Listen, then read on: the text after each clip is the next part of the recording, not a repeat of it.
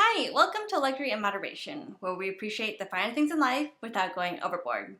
In today's video, I wanted to share my Christmas present to myself, and I know it is April, but I've only just gotten the Christmas present for a couple weeks now, so it's still kind of new to me. Before I show you the giant leather Christmas present, if you're new here, welcome. My name's Joanne and I love to talk about all things luxury handbags or luxury lifestyle. So if you like this kind of content, please make sure to subscribe below. Now I'm going to show you a clip of the Christmas present because it's not small enough to hold up, and I will share the specs of my Christmas present. So here is my Christmas present to myself last year. It is the Herman Miller Eames lounger, and it is in the tall size, so that measures the tallness of the back here, so it's taller than their normal size. It is in the blue prone leather, and the wood is in the walnut wood. So I'm going to go through the options, why I selected these particular pieces. But here is the shot of that chair finally arriving in my home. Okay, now that I've shared the specs of what it is, let me just share the story behind it. So in 2008 or 9, somewhere there, I was first exposed to the Eames lounge chair. I sat on it in a hotel room and I felt like it was the most comfortable thing in the world. I learned the history, how the designer created it as inspired by a catcher's mitt, like a baseball mitt, a baseball glove, and how, you should feel super comfortable in it. The most classic one is black leather in the shiny Paliciner wood. That's not pronounced correctly. I'll put it on the screen. Anyways, I wouldn't say that I've dreamed about owning it for, these past 15 years, but it's been on my mind. It's not been at the forefront of my dream, but it's like been kind of here and there. Like, oh yeah, I remember like that amazing chair. And last year I was finally like, hey, I should make this dream come true. How do I do this? And I wanted to share this with you because I want to save you a lot of money.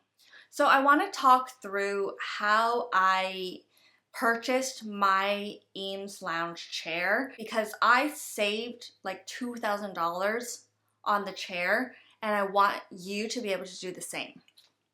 So the process of buying this particular chair is that it is custom made for you.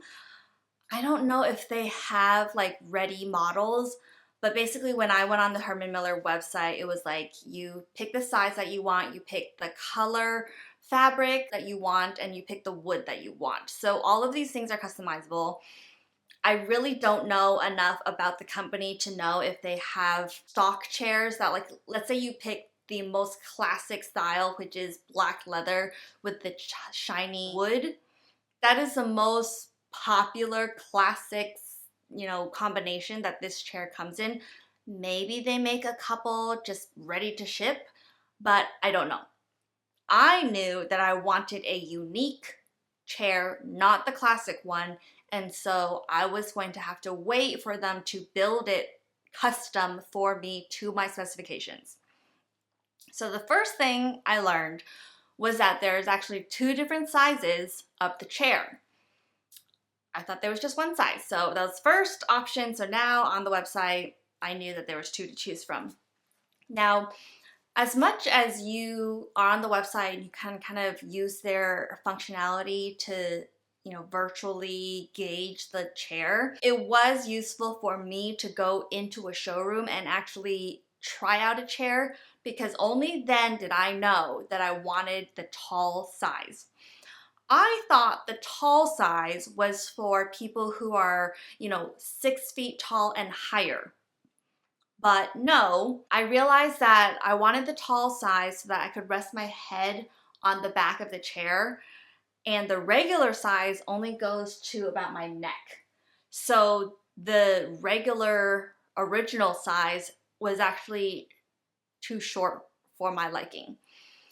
So it was a good thing that I went to the showroom and I tried it out myself, because now I learned that I wanted the tall size. Next, you would choose what wood color your chair comes in. I think there's like 5 or 6 options, and each of them are different price points, right? If you get that shiny wood, that's I think $1,000 more. Some options are $500 more, some options are $1,000 more.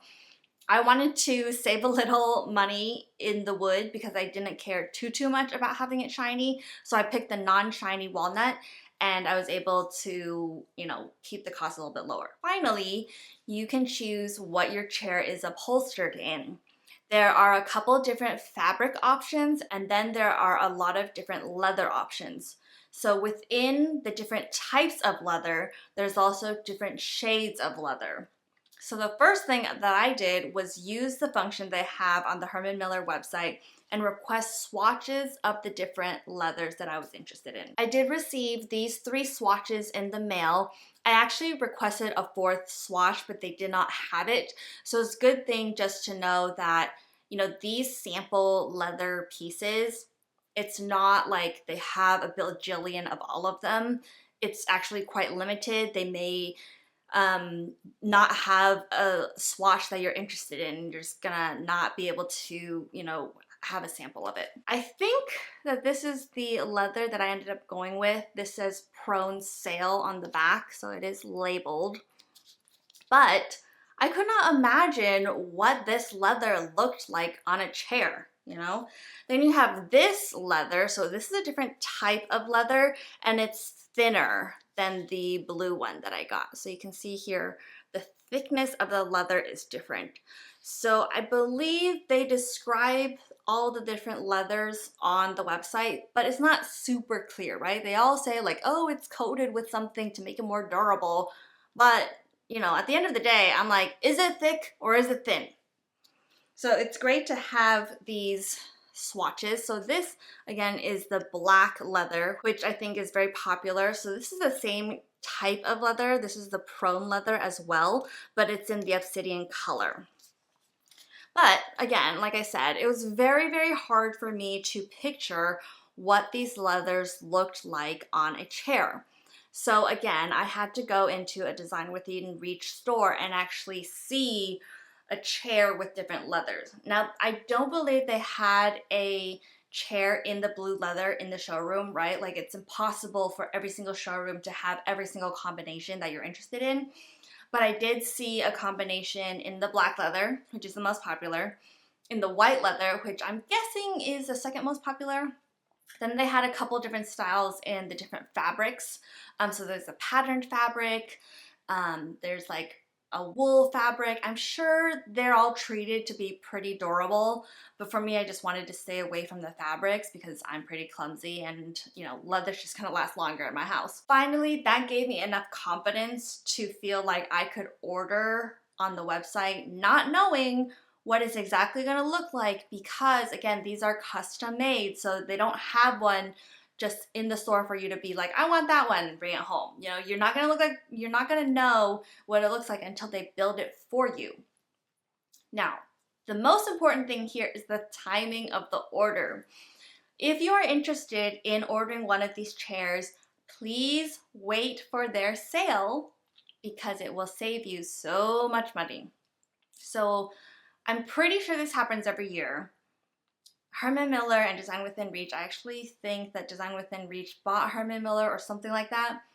They have a sale every November, every fall time frame. So when I actually talked to a couple different salespeople, first over the phone and in the store, they were like, oh yeah, you should kind of wait for the sale, because I was kind of going in and looking seriously in like fall anyways. They're like, just wait for the sale.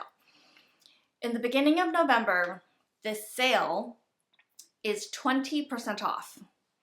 But if you wait until the end of November, it will increase to 25% off. So I put in my order at the end of November and I got 25% off the chair. So let me just tell you the exact prices. With my specs, so the tall size in a leather in the walnut wood, mine would have retailed for $7,995. With 25% off, that goes down to $5,996. So that's $2,000 that I saved. And then I had tax, so it actually increased it again to about $6,900. So I ended up paying right around $7,000. If I had not waited for the sale and I paid tax on top of the original retail price, that probably would have been closer to $9,000. So I placed the order at the end of last November, and at the time, they sent me a confirmation email that said that my chair would be ready in stock by mid-February, and then there's a couple of shipping weeks in there as well. So I was expecting to have this chair by the end of February. A couple months later, I got an email that said that my order had been delayed. So I don't know if they got a ton of orders, they're kind of back ordered or whatever, but they said that my chair wouldn't be ready until the end of February, and then there's the shipping time. So I waited patiently. I knew that this was being custom made for me. I was very happy about that. On March 1st, I was like calling. I was like, hey, is my chair ready? I haven't heard anything. No one's given me an update. And the person was like, oh yeah, like I actually say that it's about to be ready. You're about to get a shipping confirmation, so chill out. So I did, and it was finally delivered on March 13th. So 3.5 months this chair was made and shipped to me, and I'm super happy to have it now in my life. So that's the main thing that I wanted to share, is that they have a sale. You can get up to 25% off if you're interested in any Herman Miller styles. But the second point I wanted to bring up also correlates to what I chatted about in my last video, which is how comfortable am I paying for handbags in their thousands of dollars of price points. I've really learned in the past year to prioritize my spending better, to understand what is more valuable for me to spend my money on. And this chair really put that in perspective for me. Because, as I mentioned, this chair cost me $7,000, right? Including tax, all in. This chair, this gigantic chair with all this leather, all this craftsmanship, made specifically for me, hand delivered into my house, cost me $7,000. This pouch, which I talked about in my last video as one of my biggest mistakes, cost me $9,000, more than $9,000, like $9,300.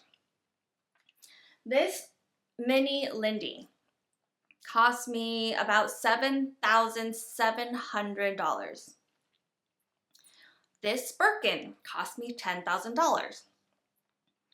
This Chanel Jumbo cost me $8,000. These 4 bags that I've just pointed out all cost more than this giant chair, which is so funny to me because I'm going along in my luxury loving life, looking at these price points, $5,000, $6,000, $7,000, goes up and up and up as, all these brands increase prices. Louis Vuitton, $5,000, like that. Capucines, $6,000. Like, no one is batting an eye. And so you kind of get used to this world of crazy price points until you step out of that world. And you see this luxurious chair that has so much brand value behind it as well. This is a chair that is featured in a lot of magazines, interior design, blah, blah, blah, whatever. And that costs less than the 4 bags on my shelf, which is crazy. And so that really put in perspective to me how crazy these price points are. I know it's kind of silly to say that because anyone not interested in the luxury handbag world are like, yeah, those are crazy price points. But if you're in the world, you forget, and it all seems kind of normalized. Another thing that really put in perspective to me how much these bags are it was my trip to Europe last year. So I went to Scotland, and for both me and my husband, 2 people, we went to Scotland and we spent $6,000 on that trip for a whole week. I got to go to Europe for a week with my husband and spent $6,000, which cost less than half of the bags on this shelf. So now the question I ask myself is not, how much do you love the bag? It is, would you rather have this bag or would you rather go to Europe? So I know, again, this is crazy talk from anyone outside of the luxury world, but for me, I'm trying to pull myself back to reality, trying to pull myself out of this bubble of crazy handbag prices and start comparing the price points to the other things that I could be spending money on, right? So last year I had, my bucket for home furniture and my bucket for luxury handbags, and they were separate in my mind. I was like, as long as I have the money for both, price points here, doesn't matter about the price points here, they're separate. But now I'm trying to combine my thinking and actually see like, hey, it's one big bucket of disposable income, which I'm very lucky to have. Would I rather have another handbag or would I rather have a trip to Europe? So I know this is kind of a weird video. Thank you for making it this far if you have. Please let me know what you thought about, my present to myself. If you're interested in any Herman Miller designs, I would love to answer any questions for you if you have them. And thank you so much for watching. I hope you'll stay tuned for another video, which is going to be a handbag unboxing.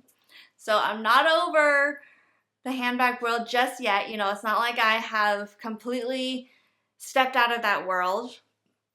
After everything that I've said in the past couple videos, I still love luxury handbags. I'm just evaluating them differently now. So stay tuned for that. Remember to subscribe to this channel, and I hope to see you next time. Bye!